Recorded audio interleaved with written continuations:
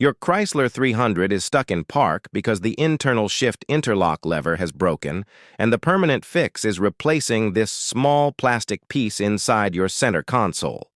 This common failure involves a factory plastic hook, famously called the pink thingy, that locks your shifter until you press the brake pedal.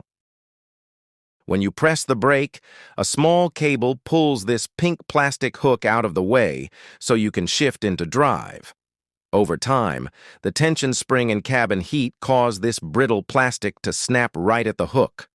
Once it breaks, the locking mechanism stays engaged, leaving you completely stranded with a shifter that refuses to move. There is an immediate emergency bypass to get you home or to a shop. Look closely at the right side of your shifter bezel for a small rectangular cubby or plug.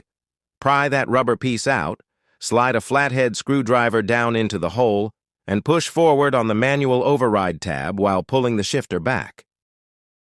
For the actual repair, you need to upgrade to a billet aluminum replacement part so this never happens again. You will pull the center console trim off, unbolt the shifter mechanism, and disconnect the shift cable from underneath. Take the whole shifter assembly to your workbench to open it up. Inside the assembly, you simply unhook the broken pink plastic piece and its return spring. Slide the new aluminum replacement into place, hook the spring back on, and reassemble the shifter housing. Once you bolt the console back into your car, your shifter will move smoothly, and you will permanently eliminate this notorious design flaw.